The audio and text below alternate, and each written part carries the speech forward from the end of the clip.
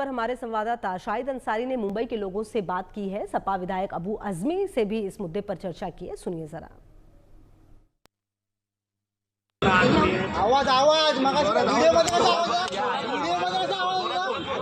BMC चुनाव से पहले हर सियासी पार्टी उन इलाकों में जाने की कोशिश करती है जहां पे आवाम के, जनता के बुनियादी समस्याएं हैं। मुंबई के कई इलाके ऐसे हैं जो आज भी बुनियादी ज़रूरतें और बुनियादी सहूलतों से महरूम हैं। ख़ासकर वो इलाके जहां पे उत्तर भारतीयों की तादाद खासी है। इस वक्त हम मुंबई के बी वार्ड में मौजूद हैं और आपको मैं बता दूं कि इन्हीं परेशानियों से परेशान होकर जिनका मसला शायद बीएमसी के वार्ड ऑफिसर से लेकर जो अदना से आला अफसरान है वो नहीं निकाल पाए, और इन बुनियादी मसाइल में इस बोर्ड पर क्या लिखा है उस पर मैं आपको नज़र डालने के लिए कहूँगा। आप देखिए कि यहाँ पे क्या लिखा है कि बेटर ड्रेनेज सिस्टम ये चाहते हैं। फिर उसके साथ साथ जो है we demanded removal of garbage daily, यानी कि रोज़ाना कचरे साफ़ करें।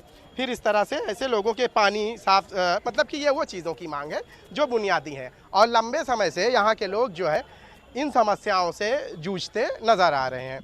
हमारे साथ जो है समाजवादी पार्टी लीडर अबू आजमी मौजूद है, इनसे बात करेंगे। बाकी के जो लोग हैं हम इनसे भी बात करेंगे जिनको यहाँ वार्ड में आने के लिए मजबूर होना पड़ा।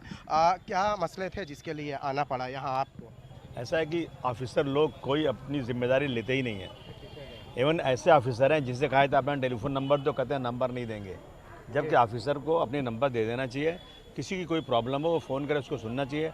पानी नहीं आ रहा है तो एक आधा घंटा तक गंदा पानी है, उस पानी को पीकर लोगों को जॉन्डिस हो रही है, पानी कम आ रहा है। गलियों में इतना ज़्यादा इंक्रोचमेंट है कि गाड़ियाँ चल नहीं सकती, और इलीगल बहुत सारी बिल्डिंगों में कंस्ट्रक्शन चल रहा है। गंदगी बहुत ज़्यादा है, कोई सुनने वाला नहीं है। यहाँ पे दलाल हैं, कुछ कांग्रेसी दलाल आकर के यहाँ पर ये पैसे रिश्वत लेते हैं और कारपोरेशन के लोगों को छूटा छोड़ देते हैं। जो बेचारे थोड़ा खूंचा लगाते हैं कहीं भी, उनसे 30-40 हज़ार रुपया महीना भाड़ा दिया जा रहा है गुंडागर्दी से। बहुत सारे मसाइल हैं। इन सब लोगों ने आज यहाँ पर धरना दिया, लेकिन वार्ड ऑफिसर नहीं थे, इनको यहाँ रहना चाहिए। सबसे पहले मैं आपके माध्यम से कमिश्नर साहब को कहूँगा कि बी वार्ड एक बहुत ही अहम इलाका है, मुंबई का दिल है ये।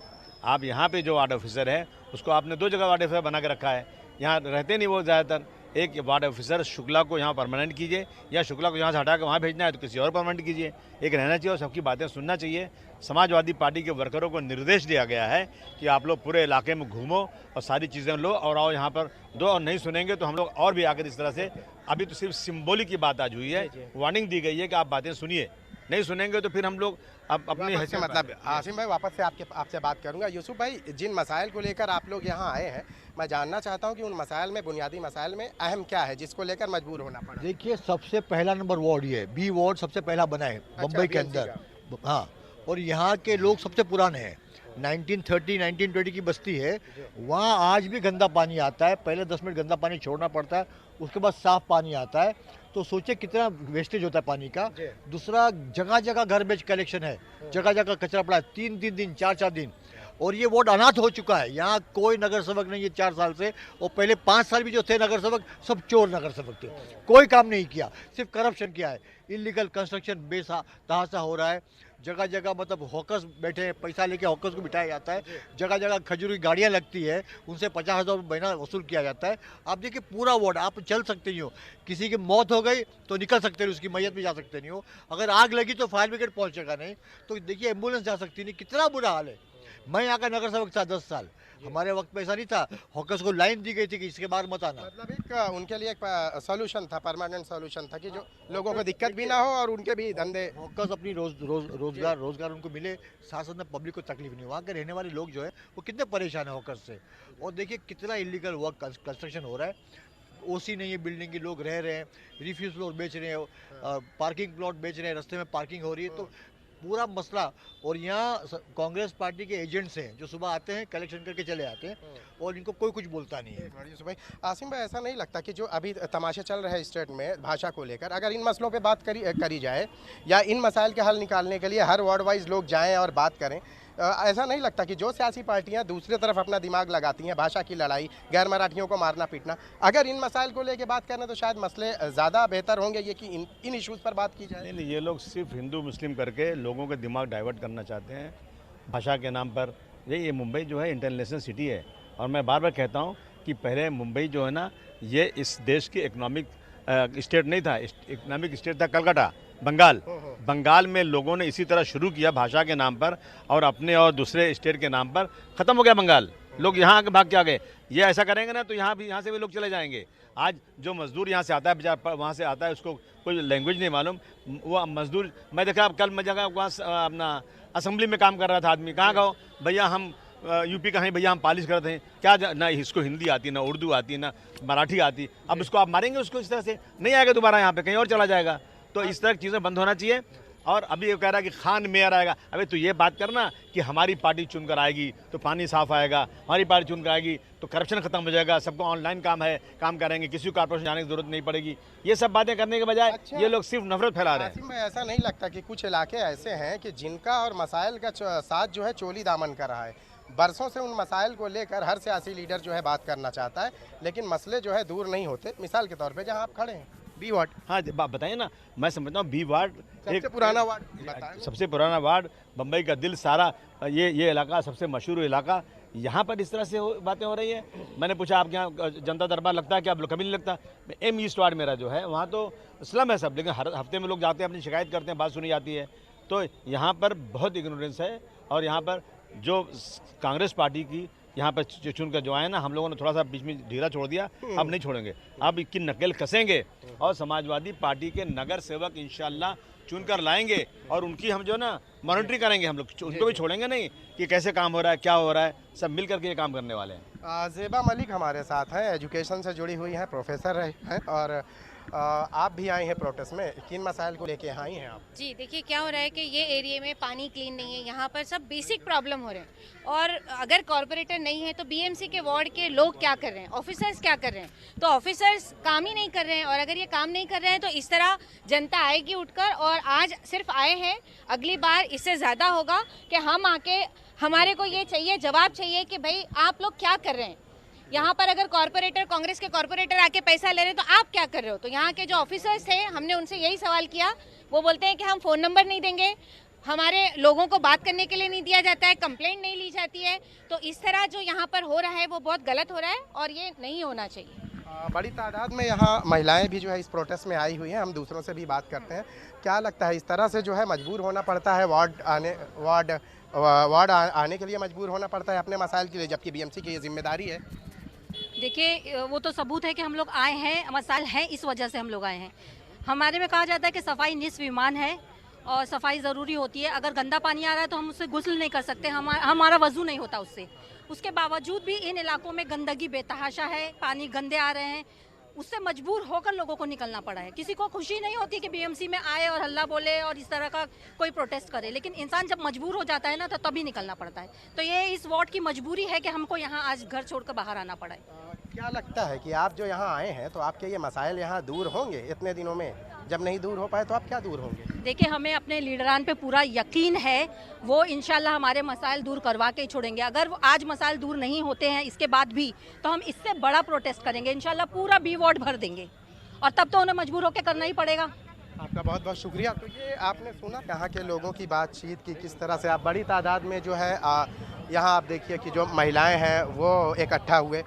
वजह उसकी यही है कि जब लोग जो है बीएमसी या दूसरी जगहों पर जाकर थक जाते हैं और जब मसले का हल नहीं निकलता तो फिर मसले का हल निकालने के लिए जो है प्रोटेस्ट का सहारा लिया जाता है। और यही वजह है कि लोग जो है बीएमसी के इस ऑफिस पर धरना प्रदर्शन कर रहे हैं। कैमरामैन नितिन जाधव के साथ शाहिद अंसारी, इंडिया न्यूज़, मुंबई। और हमारे साथ इसी खबर पर ज़्यादा जानकारी के लिए, बातचीत करने के लिए जुड़े विश्वास उटगी, नेता कांग्रेस से जुड़ रहे हैं। विश्वास जी, बहुत स्वागत है आपका इंडिया न्यूज़ पे। मेरा पहला सवाल सर आपसे यही है, ये जो पिछले कुछ दिनों में भाषा की जो एक तरह से राजनीति कह सकते हैं देखने को मिली है, जिस तरह से हिंदी भाषियों को पीटा गया, जिस तरह से उनके वीडियोज़ बनाए गए, जिस तरह से उन्हें बेइज्जत किया गया कैमरे पे, आप सबसे पहले तो आपकी प्रतिक्रिया क्या है उस पर जो भी किया गया पिछले दिनों उनके साथ? देखिए, मारपीट करने से कोई किसी को वोट नहीं देगा। वोट जो मिलता है पार्टी को, तो पार्टी के काम के तरीके से मिलता है, और जो मारपीट करता है उनको जनता नकार देगी, ये बात साफ है। इसलिए भाषा के ऊपर हो या और किसी चीज पर हो, मारपीट करना इस प्रेजेंट डेमोक्रेटिक सिस्टम में किसी को भी मंजूर नहीं है, तो कांग्रेस पार्टी इस मारपीट का धिक्कार करती है।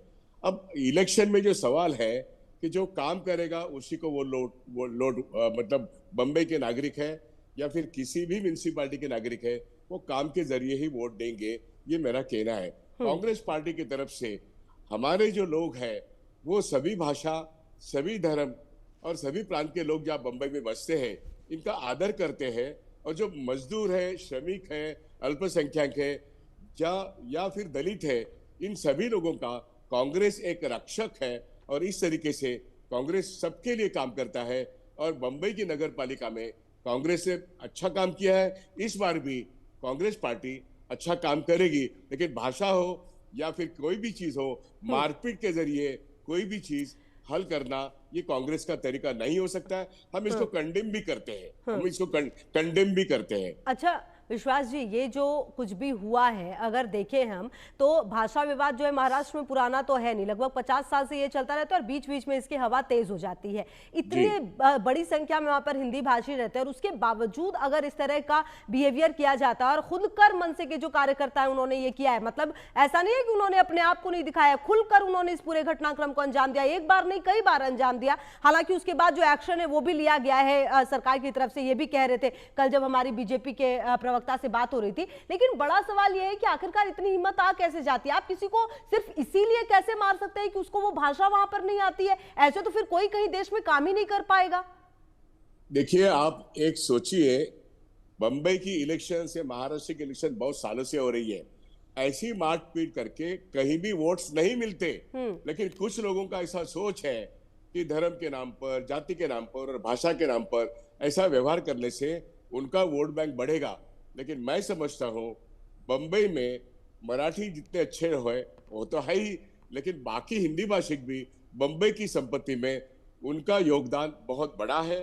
बंबई की जीडीपी में, बंबई बस्ती का पार्टी के काम में भी उनका योगदान बड़ा है। तो उनको रिस्पेक्ट, हिंदी भाषिक हो या साउथ इंडियन हो, नॉर्थ इंडियन हो, ये अपना श्रम यहाँ पे बेचते हैं, उसका उनको भुगतान होता है। इनका बड़ा कंट्रीब्यूशन बंबई के कुल अर्थव्यवस्था में है, तो कांग्रेस उनको रिस्पेक्ट करती है, चाहे कोई करे या ना करे। अच्छा, आप विश्वास जी ये कह रहे हैं कि कोई भी ऐसे चुनाव नहीं जीतता है, ठीक है, आने वाले समय में बीएमसी चुनाव है और ये कितना महत्वपूर्ण है ये हम सब जानते हैं, बीएमसी चुनाव। लेकिन आपको क्या लगता है कि क्या सिर्फ इसी चुनाव को देखते हुए, इसको मद्देनजर रखते हुए इस तरह की पूरे घटनाक्रम को अंजाम दिया गया? एक विशेष जो वर्ग है उसे खुश करने की कोशिश की गई और ये उन्हें लगता है कि ऐसा करके वो जो एक जनता है उनका विश्वास जीत लेगी? देखिए, भारतीय जनता पार्टी की नीति है, जब उनको हिंदू मुस्लिम नहीं होता है तो भाषा पर आ जाते हैं, कभी जाति पर आ जाते हैं। इसलिए मैं कह रहा हूं ये भारतीय जनता पार्टी की नीति है और भारतीय जनता पार्टी के खिलाफ सब लोग। लेकिन विश्वास जी, ये तो मनसे और राज ठाकरे ने ये तो खुले मंच पर कहा था कि ऐसा करो, लेकिन अपना चेहरा मत दिखाओ अपने कार्यकर्ताओं को। देखिए वो क्या करते हैं, वो क्या कहते हैं। मनसे के कार्यकर्ताओं ने ही ये पूरा जो हम खास करके कह रहे मारपीट वाली चीज, सर उन्होंने ही तो की थी जी। मैं इस पर इसलिए टिप्पणी नहीं करता हूँ हाँ। क्योंकि ये जो है इसके बारे में वो अच्छी तरह से जानते हैं, उनको वोट नहीं मिल रहा है। मुंबई महानगर पालिका में मनसे को सिर्फ एक बार 6 या 7 लोग आए थे, अदरवाइज उनको वोट नहीं मिलता है। इसलिए वो क्या कर रहे हैं इसका कोई मतलब नहीं है हमारे हिसाब से। तो बंबई की महानगर क्या आने वाले समय में सर मनसे और उद्धव ठाकरे एक साथ आ सकते हैं, और अगर एक साथ आएंगे तो क्या बीएमसी चुनाव में कुछ अलग कर पाएंगे? हाँ, बात ये है कि दशहरा के दिन 2 अक्टूबर को क्या ये दो भाई एक साथ आके कोई ऐलान करते हैं या नहीं करते, इसको देखना पड़ेगा। अगर तो ऐसा आप लोग होता सर साथ हैं उनके, अगर ऐसा होता है, क्योंकि महाराष्ट्र में तो महायुति है ना। सवाल यह है कि कांग्रेस पार्टी ने ऑलरेडी पोजीशन लिया है कि अपने अपने ताकत पर ये लड़ाई करो, और जहां पॉसिबल हो वहां फिर इंडिया अलायंस के लोग एक साथ लड़ेंगे।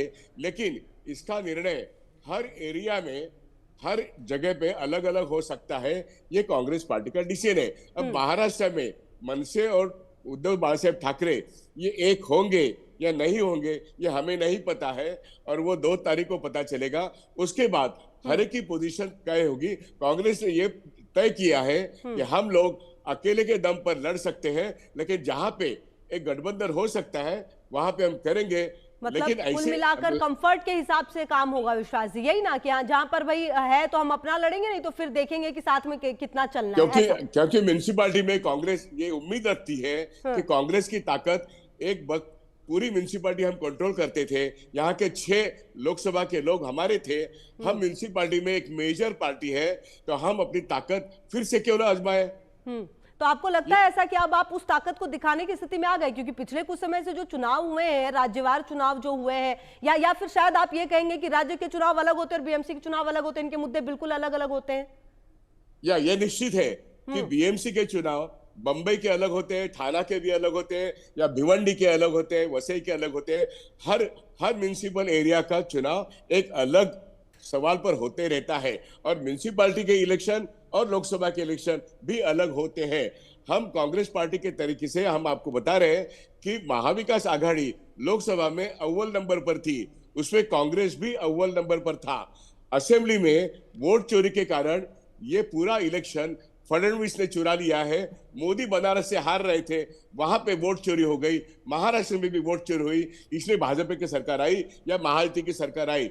ऐसा बार बार नहीं हो सकता, इसलिए अब बंबई के इलेक्शन में या महानगर पालिका इलेक्शन में हम एक साथ लड़ते हैं तो इंडिया अलायंस लड़ेंगे, नहीं तो हम अपनी अपनी ताकत अपने एरिया में दबाएंगे। कांग्रेस पक्ष अब विस्तार करने वाला पार्टी हो गया है। अच्छा सर, ये इस बात पर तो हम लगातार बात कर ही रहे हैं चुनाव के बारे में विश्वास जी, लेकिन मेरे को ये भी बताइए कि हिंदी के मतलब एक तरह से विरोध में जो ये दोनों उद्धव भाई खड़े हुए हैं, इसको देखकर आप क्या कहेंगे? क्या महाराष्ट्र में ये चीजें अब आए दिन होंगी, या इसको रोकने के लिए कांग्रेस की तरफ का क्या स्टैंड है? जहां तक उद्धव बाला साहब ठाकरे जी है, मैं ये कह सकता हूं कि वो हिंदी के विरोध में नहीं है। दोनों सर साथी थे, राज ठाकरे और उद्धव ठाकरे दोनों एक साथ हैं हिंदी के विरोध में, कई बार आए हैं। आप गलत सोच रही है। हिंदी देखिए, हिंदी भाषा को पहले स्टैंडर्ड से लादना, इसके खिलाफ पूरी महाविकास आघाड़ी है, इंडिया अलायंस के लोग भी है। हिंदी भाषा ये 5वीं के बाद सिखाना चाहिए, पहली से नहीं, इतना ही सिर्फ मुद्दा है। हिंदी भाषा के कोई खिलाफ नहीं है, ये तो एक राष्ट्रभाषा भी है। बंबई में हिंदी भाषा अच्छी तरीके से सब लोग जानते हैं। विश्वास जी, जब हिंदी भाषा को अनिवार्य किए जाने के खिलाफ एक आंदोलन हुआ था ना, तो उसमें पूर्ण समर्थन का ऐलान किया गया था उद्धव ठाकरे की तरफ से राज ठाकरे को। फिर कैसे मान लिया जाए कि उद्धव ठाकरे जो है वो नहीं मानते इस बात को? नहीं, आप फिर से कहिए, ये एक कांग्रेस पार्टी हो या महाविकास पार्टी हो, आजाद मैदान में जो प्रदर्शन हुआ, हम सब साथ में थे। हुतात्मा चौक में सभी पार्टी साथ में थी। हिंदी को हम पर मत ला दो, हम हिंदी सीखने वाले लोग हैं, लेकिन पहली कक्षा का जो विद्यार्थी है, इनके ऊपर हिंदी भाषा मत ला दो। इस मुद्दे पर ठीक है, वो बात आप विश्वास जी ठीक कह रहे हैं, लेकिन अगर किसी को कोई भाषा नहीं आती है तो उसे मारा पीटा भी तो नहीं जाएगा ना, इसका भी तो खुलकर विरोध होना पड़ेगा। नहीं, हमने साफ कर दिया है, किसी को मारपीट करने से कुछ होने वाला नहीं, और मारपीट से वोट कभी नहीं मिलते। सर, वोट तो चलिए सेकेंडरी है विश्वास जी, वोट तो चलिए सेकेंडरी है वोट के लिए, लेकिन एक व्यक्ति को आप सिर्फ इसीलिए मार देंगे क्योंकि उसे वो भाषा नहीं आती, तो ऐसे में तो फिर हर राज्य में अगर ये होने लगा तो बहुत बड़ी बात है, बहुत विरोध होने लगेगा। इसका तो खुलकर विरोध कांग्रेस को करना चाहिए। देखिए, कांग्रेस किसी भी ज्यादती का विरोध करती है। कांग्रेस हर भाषा, हर जाति और धर्म का रिस्पेक्ट करती है, ये बात ध्यान में रखिए। और कोई गलती करता है तो उसको लोग नहीं माफ करेंगे। ठीक है, बहुत शुक्रिया विश्वास जी आपका हमारे साथ जुड़ने के लिए और बातचीत करने के लिए।